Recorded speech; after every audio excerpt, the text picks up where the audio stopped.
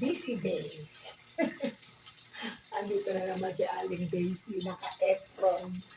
Naka-apron kasi nasa kusina na naman ako ngayon. Lalaba. Ang kusina, marumi pa.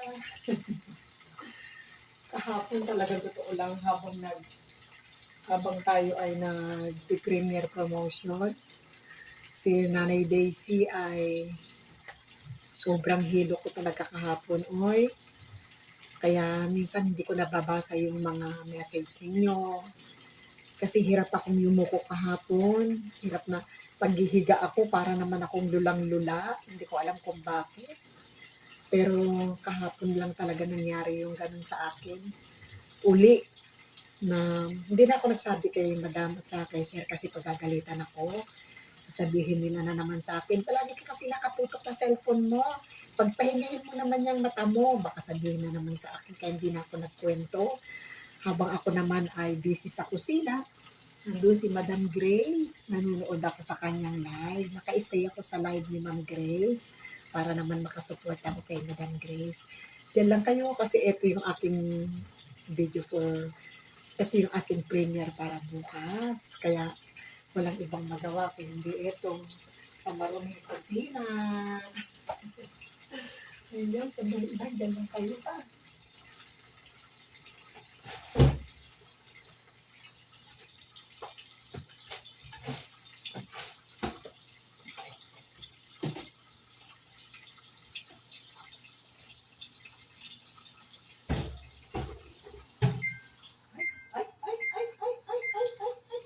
Bakit?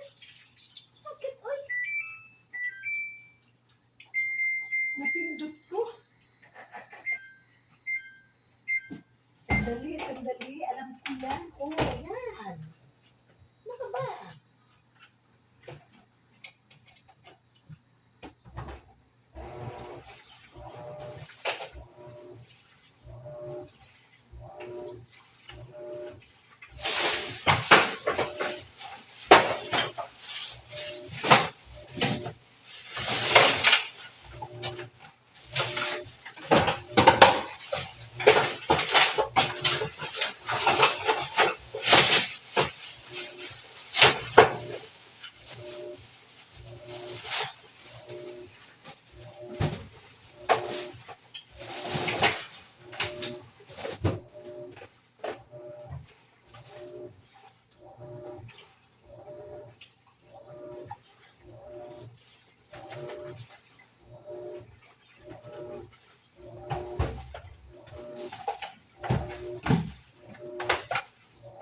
Yan lang kayo, ha?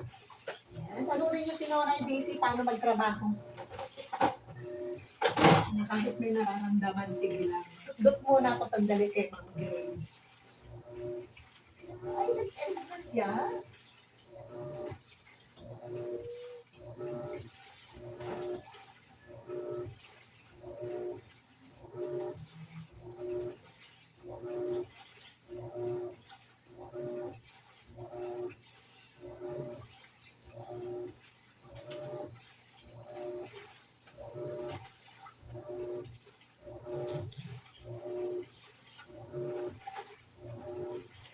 Daisy, galing ko yung bot. Kakakilbot.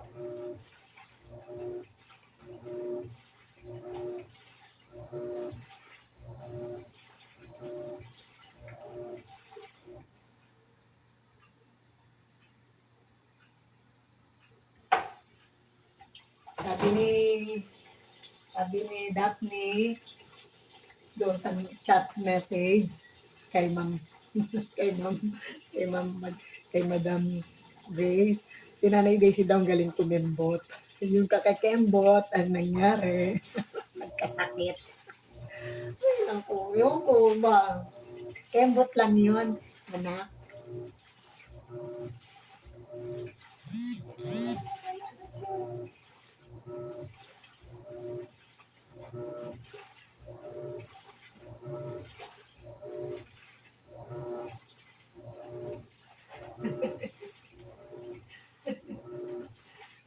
Ano?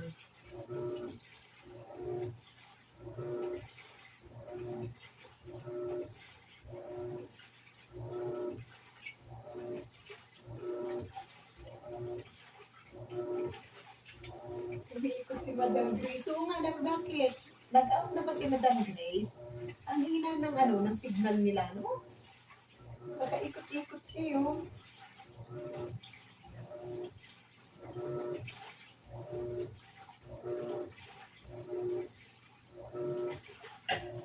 Ayan. Pero salamat sa mga support ninyo kay Nanay DC, mga anak, ha? Ayan. Dahil pa akong gagawin. Mag-ugas lang ako ng botelya ng bata. Ito ang aking busy day. Tuwing umaga yan. Ganyan si Lord Nancy. Talagang hindi mo rin maiwasan dahil siyempre manggagawa tayo.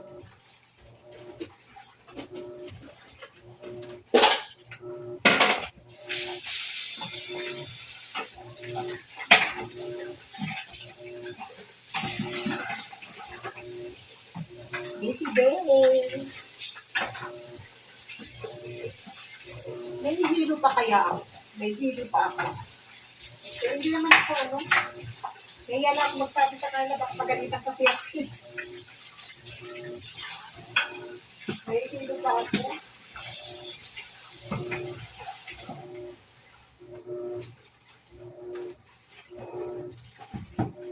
Ewan ko bakit.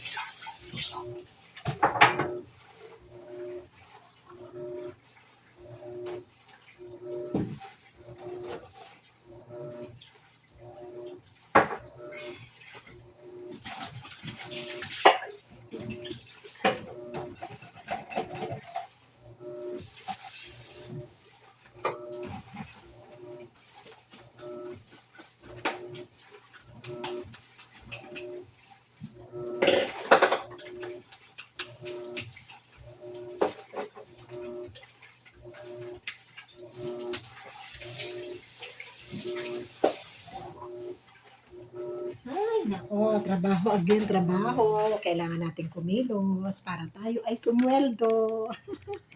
Pag wala tayong sweldo, hindi matatapos yung mga proyekto natin sa Pilipinas. Kaya, garantin ko lang muna matapos ang aking mga project bago ko uwi. Para, wala na ako sakit ng ulo. Nag-stay man ako sa Pilipinas, naayos na yung uuwian ko. Totoo lang kasi, sayang talaga yung ilang taon na nasira ang ulo ni Nanay Daisy sa pungsoy na yan. Laking pera talaga nun. Ayoko nang ulitin yun. Kumbaga, lesson learned. Although, malaking pera talaga ang nasasayang. Dollar pa talaga binabayad ko. Simula nung nag-pandemic ako nakasali doon. Natigil lang ako last year talaga. May utang pa nga ako doon. Pero yung mga items na binili ko sa kanila, nandun pa. Hindi ko lang makuha. Kasi siyempre, naiiya din akong kunin dahil mayroon pa akong kulang. Pero sabi ko nga, babayaran ko yun bago ko kunin yung mga items ko. Bago ko lahat iuwi sa bahay namin. Doon sa ginagawa sa Bulacan. Doon ko na lang yung i-stock. Kasi sa Caloocan, maraming bata, hindi pwede doon dahil meron akong apong makulit na baka mamaya yung mga sirain ba, basagin. Pero sayang kasi, kaya kukunin ko rin yun, malaking pera kaya yun. Hindi ko naman pwedeng pabayaan yun. Kaya naging lesson learned kay Nanay. Minsan talaga, hindi ka dapat nagtitiwala sa mga alok-alok-alok. Okay lang yun. Ganun talaga pag nagkamali ka, kailangan matuto. Pero yan, gagalit nga si Jen sa akin. Sabi nga ni Jen, lahat kasi kung ano yung nagbigay sa'yo, nagsabi sa'yo, sige ka ng sige, hindi mo yung iniisip. Yan. Kaya nga pinagagalitan ako ni Jen. Pero okay lang yun kasi naging aral yun sa akin. Although, sabi ko nga, hindi pa huli ang lahat. Bago man lang ako mag-resign sa ating pagtatrabaho bilang OFW, may iayos ko naman yung hindi ko nagampanan ng maayos. Kasi totoo lang napabayaan ko talaga yung bahay ko. Marami nang naging sira, marami nang kailangan talaga may ma-renovation. Pero hope, God will, matatapos na rin. Bukod kami doon sa isang kwarto na lang ng bata na dalaga, tapos yung pintuan at bintana. Hopefully next month, maayos na lahat yun in God will. Kaya ang aking video na ito ngayon ay para sa aking busy day. Ayan, naglalabas si nanay at naghuhugas ng mga botelya ng bata. Mamaya-maya, andun. Andun naman ako kay Ma'am Grace. Pero ikot-ikot, mukhang nag-out na siya. Pero maraming salamat sa inyo mga anak. At laging sa mga suporta ninyo sa akin. At lagi kayo nandyan. Yung kembot-kembot ni Nanay Daisy. Nasobrahan ng kembot. Kaya yun, kinabukasan. Talagang nahilo na ako. Hilong-hilo talaga ako kahapon. Lulang-lula ako kahapon. Totoo lang. Tinignan ko naman yung BP ko. Medyo mataas. Pero hindi ako minom ng gamot. Bukod tangi sa tubig naman gam-gam. Tapos natulog ako ng maaga. Nagpaalam na ako kay Jen, tsaka kay Mercy na matulog na ako mga anak. Hindi na ako talaga nag-live kasi muna ko muna yung sarili ko. Maraming salamat mga anak. Thank you for watching. Bye-bye. See you again sa aking susunod na mga video. Bye everyone!